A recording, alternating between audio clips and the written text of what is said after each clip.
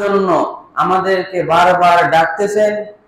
প্রশংসা সেই মহান রব্বুল আলামিনের জন্য। আমরা সকলেই সকলের অন্তর থেকে বলি আলহামদুলিল্লাহ। অতঃপর সেই রাসূলের প্রতি দরুদ এবং সালাম বর্ষিত হোক, যে রাসূল সাল্লাল্লাহু আলাইহি ওয়াসাল্লাম আমাদেরকে দেখিয়ে দিয়েছেন একটি সরল সঠিক পথ, যে পথে চললে আমরা পাবো জান্নাত এবং জাহান্নাম থেকে মুক্তি। যে রাসূল সাল্লাল্লাহু আলাইহি ওয়াসাল্লাম আমাদেরকে এই দ্বীন ইসলাম পৌঁছে দেওয়ার জন্য কাফেরদের সাথে অনেকবার যুদ্ধে লিপ্ত হয়েছেন। সেই রাসূল সাল্লাল্লাহু আলাইহি ওয়াসাল্লামের প্রতি দরুদ এবং সালাম বর্ষিত হোক। সকলেই বলি আল্লাহুম্মা সাল্লি আলাইহি আল্লাহুম্মা বারিক আলাইহি। উপস্থিত সম্মানিত মুসল্লিগণ, আজকের জুমার আলোচনার বিষয় হচ্ছে শিরক। আমরা সকলে জানি যে শিরক হচ্ছে এমন একটি পাপ, শিরক হচ্ছে এমন একটি গুনাহ, যদি কোনো ব্যক্তি শিরক করে তাহলে আল্লাহ সুবহানাহু ওয়া তাআলা তাকে আর কখনো ক্ষমা করেন না। সকলেই আমরা যেহেতু জানি যে শিরক, আল্লাহ সুবহানাহু ওয়া তাআলা শিরকের গুনাহ ক্ষমা করেন না, সেই জন্যই আমরা শিরক থেকে বিরত থাকি না। আমরা কি করি? বিভিন্ন সময় নানান কাজে ছোটখাটো শিরক করে বসে থাকি।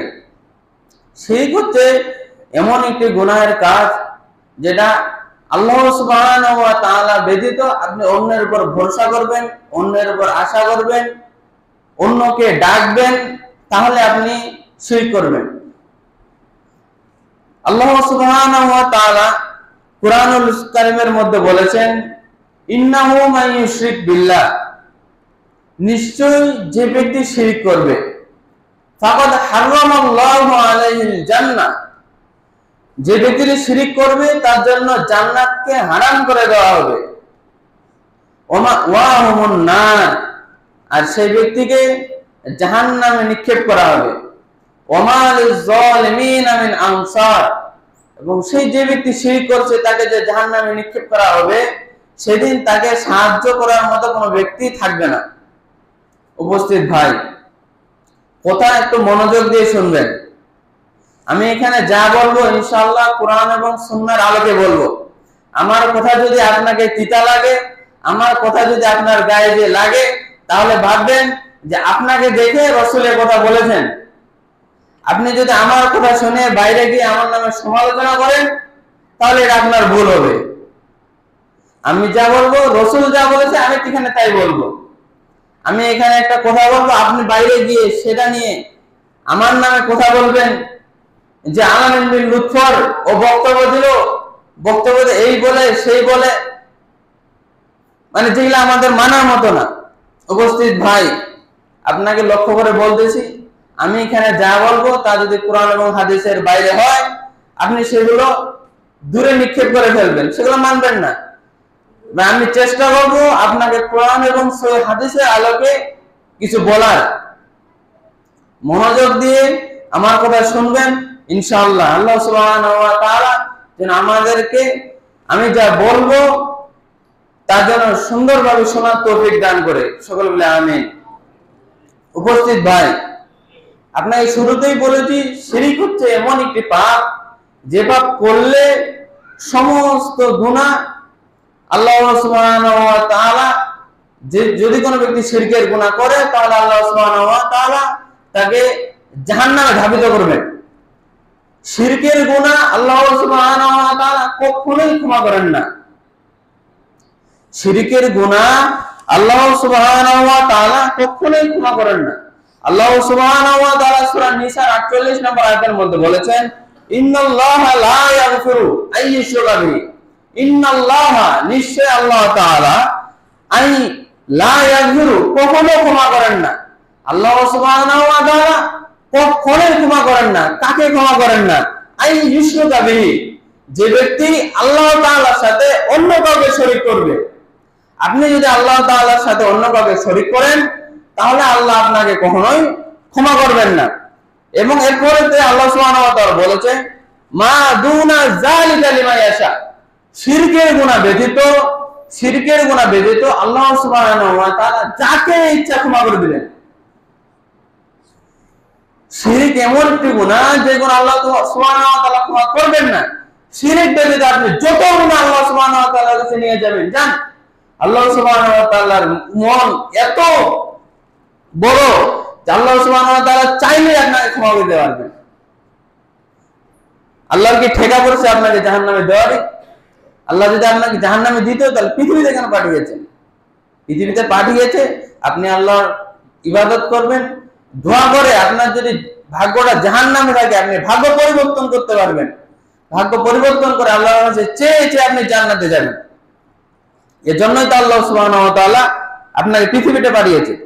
এবং আল্লাহ তাআলা আরো বলেছেন, ওমাই ইউশরিক বিল্লাহি, আর যে ব্যক্তি আল্লাহর সাথে শিরক করে, ফাকাদ ইফতারা ইসমান আযীমা, নিশ্চয় তারা মহাপাপ এবং মহাপাপে জড়িত হয়ে গেল। উপস্থিত ভাই, বিষয়টিকে বোঝার চেষ্টা করুন। শিরক এত কঠিন একটি গুনাহ, যে গুনাহ আল্লাহ সুবহানাহু ওয়া তাআলা কখনোই ক্ষমা করেন না। শিরকটা কি? শিরক জিনিসটা কি? এখন আল্লাহ আপনাকে সৃষ্টি করেছেন, আল্লাহ সুবহানাহু ওয়া তাআলা ওয়া খালাকতুল জিন্না ওয়াল ইনসা ইল্লা লিয়াবুদুন, আমি জিন এবং মানব জাতিকে সৃষ্টি করেছি তারা যেন আমার ইবাদত করে। এখন আপনি যে যদি মাজারে পূজা করেন, আপনি যে যদি মাজারে সিজদা করেন, সেটা কার আনুগত্য করা হলো? সেটা আপনি আল্লাহ রাসূলকে বাদ দিয়ে, আল্লাহ সুবহানাহু ওয়া তাআলা যা নাযিল করেছে তা বাদ দিয়ে ওই পীরের কাছে যে মাথা নত করলেন, ওই পীর আপনাকে সেদিন জাহান্নাম থেকে মুক্তি দিবে? তার সামর্থ্য আছে? তার সামর্থ্য আছে সেদিন কোনো কথা বলার? সে নিজেই বাঁচবে কিনা তার কোনো গ্যারান্টি নেই। আপনি গিয়ে তার কাছে মাথা নত, এই যে মাথা নত করা, এটা হচ্ছে শিরক। আপনি মন্দিরে 2 টাকা দান করবেন, এটা শিরক। আপনি মন্দিরে টাকা দান করবেন কেন? কাহিনীতে এসেছে যে রাসূল সাল্লাল্লাহু আলাইহি ওয়াসাল্লামের যুগে একটা রাস্তা দিয়ে কিছু মানুষ যাচ্ছিল। এখন মানুষ যাচ্ছে, এখন সামনে মাজারে টাকা তুলতেছে, বলতেছে তোমরা যদি এই রাস্তা দিয়ে যাও, তোমরা যে যাচ্ছ এখানে কিছু দিয়ে হলেও তোমাকে যেতে হবে। এখন প্রথম ব্যক্তি যখন গেল, সেই ব্যক্তি সেখান থেকে ছাড় পাওয়ার জন্য কিছু টাকা দিয়ে চলে গেল। দ্বিতীয় ব্যক্তিকে যখন ধরা হলো, সেই ব্যক্তি বলল আমার কাছে কিছু দেওয়ার মতো নেই। তখন সেই ব্যক্তিকে তারা বলল যে যদি তুমি পারো একটা মাছি মেরে হলে এখানে দিয়ে যাও। তখন সেই ব্যক্তি কি করলো, একটা মাছি মেরে সে মাজারে দিয়ে চলে গেল। এখন তৃতীয় ব্যক্তি যখন যাওয়ার সময় আসলো, তৃতীয় ব্যক্তিকে বলল তুমি এখানে কিছু দাও। 3 নম্বর ব্যক্তি বলল না, আমি এটা দিতে পারবো না, এটা দেওয়া যাবে না।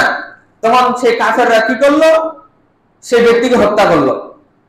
এই কথা যখন আল্লাহ রাসূল সাল্লাল্লাহু আলাইহি ওয়াসাল্লামের কাছে গেল, আল্লাহ রাসূল সাল্লাল্লাহু আলাইহি ওয়াসাল্লাম বললেন, সেই প্রথমে যে 2 জন ব্যক্তি গেছে তারা যাবে জাহান্নামে, আর দ্বিতীয়ত যে ব্যক্তিকে হত্যা করা হয়েছে দান না করার জন্য, সেই ব্যক্তি যাবে জান্নাতে। আপনারা মনে আমার কথা বুঝেননি, আমি মনে বুঝাতে পারিনি কথাটা। আপনি যদি মন্দিরে, মাজারে, যেখানে হোক কিছু দান করেন, অবশ্যই আপনি জাহান্নামে যাবেন। এটাই কথা। আল্লাহ সুবহানাহু ওয়া তাআলা রাসূল সাল্লাল্লাহু আলাইহি সাল্লামকে এটাকে বলেছেন, ওয়ালাকাদ উহিয়া ইলাইকা ওয়া ইলাল লাযিনা মিন ক্বাবলিক, তোমার কাছে যা নাযিল করা হয়েছে এবং তোমার পূর্বে যা নাযিল করা হয়েছে, লাইন আশরাকতা, হে নবী তুমি যদি শিরক করো। রাসূলকে, যিনাকে আল্লাহ সুবহানাহু ওয়া তাআলা প্রেরণ করেছেন, তাকে তিনাকে একটি কিতাব দিয়েছেন, যে কিতাব আমাদেরকে প্রচার করে দেওয়ার জন্য, যে ইসলাম আমাদেরকে প্রচার করে দিলেন তিনি, যে রাসূলের পূর্বের এবং সামনের এবং পিছনের সমস্ত গুনাহ মাফ করে দেওয়া হয়েছে। সেই রাসূলকে উল্লেখ করে আল্লাহ বলেছেন লাইন আশরাকতা, লাইন যদি আশরাকতা তুমি শিরক করো। রাসূলকে আল্লাহ সুবহানাহু ওয়া তাআলা বলেছেন লায়াহবাতান্না, ধ্বংস হয়ে যাবে আমালুকা, তোমার আমল। লাইন আশরাকতা লায়াহবাতান্না আমালুক, যদি তুমি শিরক করো তাহলে তোমার সমস্ত আমল ধ্বংস হয়ে যাবে। ওয়ালা তাকুনান্না মিনাল খাসিরিন, এবং তুমি কি হবে, ক্ষতিগ্রস্তদের অন্তর্ভুক্ত হয়ে যাবে। এটা রসুলকে আল্লাহ সুবহানাহু ওয়া তাআলা বলেছেন। যেখানে রসুলকে এত বড় একটি থ্রেট দিয়ে আল্লাহ সুবহানাহু ওয়া তাআলা বলতে পারছেন, সেখানে আপনি আমি কি? আপনি আমি কোথায় হাওয়া থেকে উড়ে এসেছি? আপনি কি ভাবছেন পৃথিবীতে গুনাহ করবো, আল্লাহ সুবহানাহু ওয়া তাআলা ক্ষমা করে দেওয়ার জন্য বসে আছেন? আপনি বলতেছেন এখনো তো বেঁচে আছি, এখন তো ইয়াং বয়স, কিছুদিন পাপ করি, যখন বুড়া হয়ে যাব, মরার বয়স চলে আসবে, আল্লাহ সুবহানাহু ওয়া তাআলা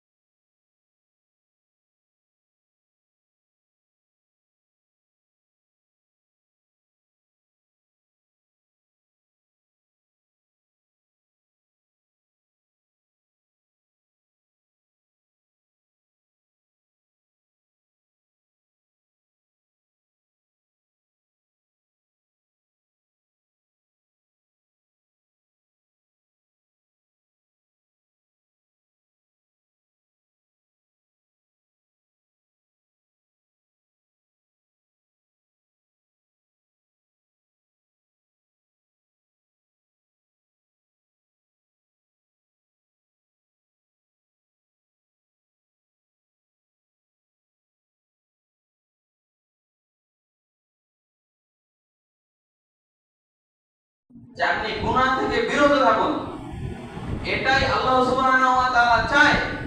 আল্লাহ চায় না যে তার বান্দাদেরকে দিয়ে জাহান্নাম পূরণ করুক, কিন্তু আমরা আল্লাহ সুবহানাহু ওয়া তাআলা বান্দারা এত কঠোর হৃদয়ে যে আমরা চাই আমাদের দ্বারাই জাহান্নামকে পরিপূর্ণ করা হোক।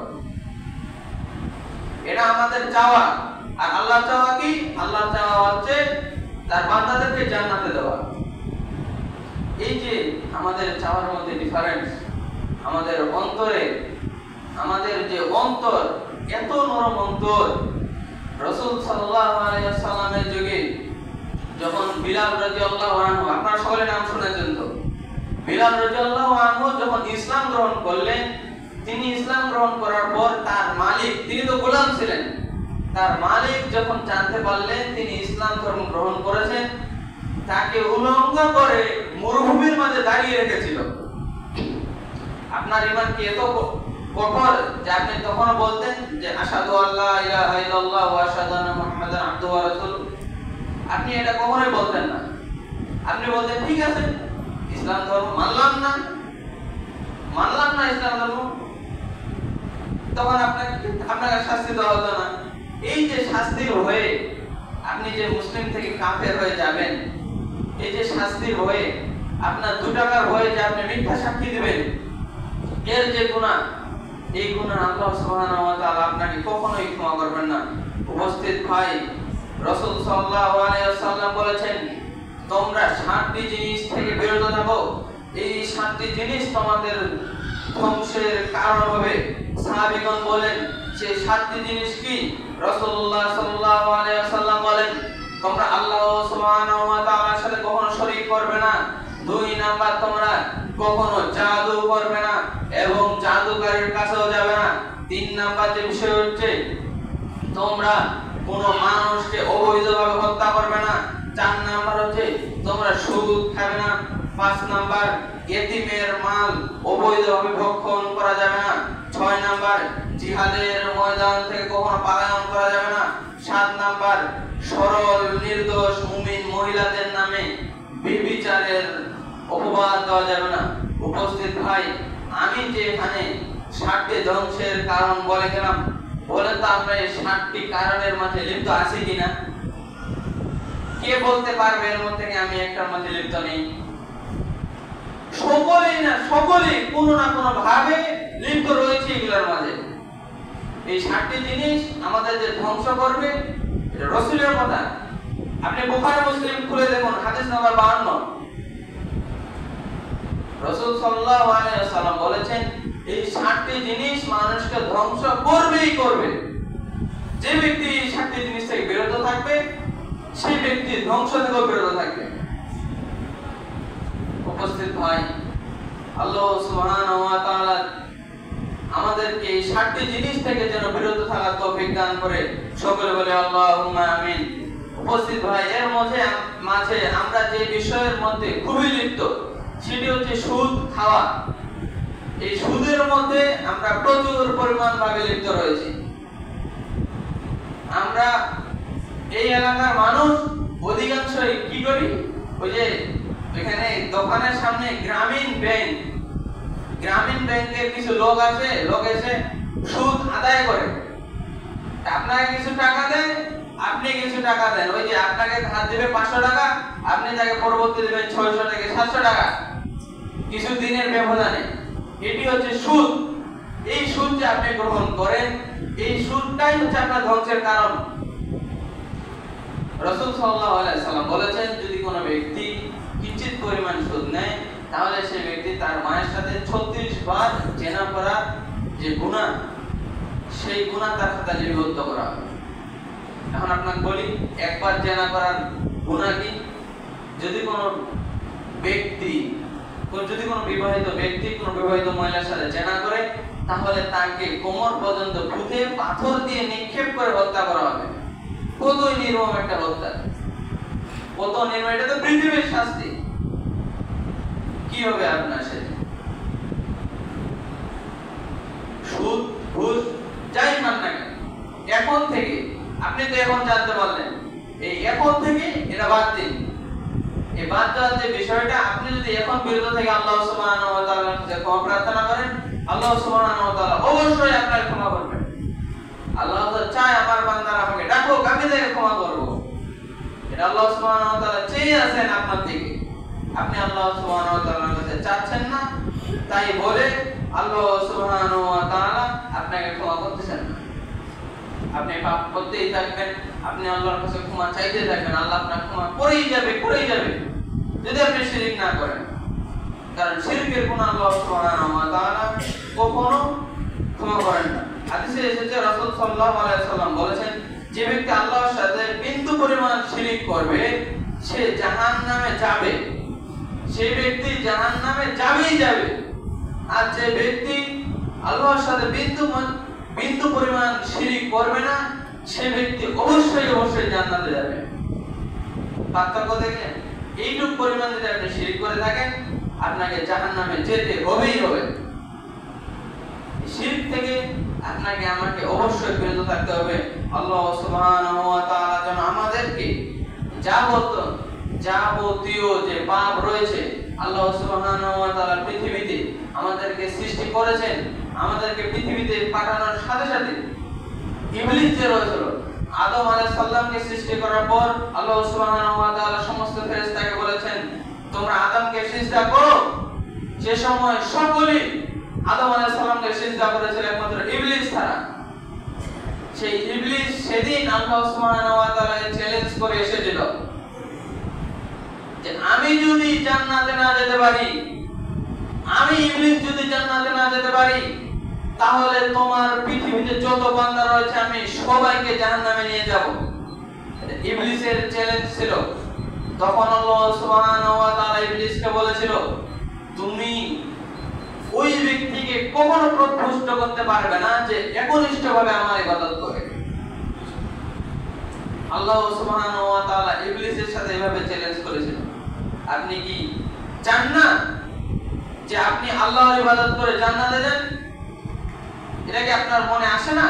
না আপনি চান যে আপনি ইবলিসের অনুসরণ করে জাহান্নামে যান? আল্লাহ সুবহানাহু ওয়া তাআলা তো বলেছেন, ইন্নাশ শাইতানা লাকুম আদুউম মুবিন। ইন্নাশ শাইতান, নিশ্চয় শয়তান, লাকুম তোমাদের জন্য, আদুউম প্রকাশ্য, মুবিন শত্রু। ইন্নাশ শাইতানা লাকুম আদুউম মুবিন, নিশ্চয় শয়তান তোমাদের প্রকাশ্য শত্রু। এটাই হলো শয়তানের কাজ। আমি আপনাকে কি বোঝাই, পৃথিবীতে এই যে সামনে একটা রমজান মাস, গত রমজান মাস যে আমাদের মাস থেকে চলে গেল, এই রমজান মাস এমন একটি মাস ছিল যে মাসে আল্লাহ সুবহানাহু ওয়া তাআলা তার বান্দাদের সমস্ত গুনাহ মাফ করে দেন যদি সেই বান্দা আল্লাহ সুবহানাহু ওয়া তাআলা একনিষ্ঠভাবে ইবাদত করেন। যেমনভাবে আল্লাহ রাসূল সাল্লাল্লাহু আলাইহি ওয়াসাল্লাম বলেছেন, মান সামা রমাদানা ঈমানান ওয়া ইহতিসাবান গুফিরা লাহু মা তাকাদ্দামা মিন যামবি ওয়া মান কামা লাইলাতান ঈমানান ওয়া ইহতিসাবান গুফিরা লাহু মা তাকাদ্দামা মিন যামবি ওয়া মান কামা লাইলাতাল কদরি ঈমানান ওয়া ইহতিসাবান গুফিরা লাহু মা তাকাদ্দামা মিন যামবি। যদি কোনো ব্যক্তি আল্লাহর সন্তুষ্টি লাভের আশায় একনিষ্ঠভাবে তার জন্য সিয়াম পালন করে, তাহলে আল্লাহ সুবহানাহু ওয়া তাআলা তার পূর্বের যত গুনাহ রয়েছে, সমস্ত কিছু মাফ করে দিবেন। একথা আমি রমজানের যে প্রথম সপ্তাহে খুতবা দিয়েছিলাম সেখানেও বলেছিলাম। আপনাকে বলেছিলাম রমজান মাস এমন একটি মাস যে মাসে আল্লাহ সুবহানাহু ওয়া তাআলা তার বান্দাদের গুনাহসমূহ মাফ করে দেওয়ার জন্য একটি বিশাল অফার রেখে দিয়ে গেছেন। আপনি আমি এই অফার যারা যারা মিস করে গেছি তারা সকলেই ধ্বংস। আল্লাহ রাসূল বলেছেন, ওই ব্যক্তির নাম ধুলায় দূষিত যে ব্যক্তি রমজান মাস পাওয়ার পরেও তার গুনাহসমূহকে মাফ করতে পারলো না।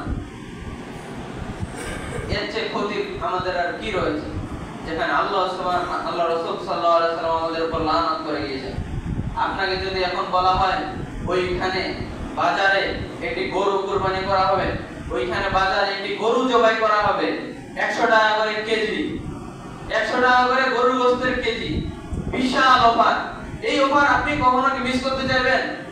আপনার কাছে টাকা নেই, ভাই দে না টাকাটা, গরুর গোশতটা কিনি, দে না, যে টাকা নেবেন আপনি। আর আল্লাহ সুবহানাহু ওয়া তাআলা আপনাকে একটা বড় অফার দিলেন, এই অফার আপনি মিস করে ফেললেন।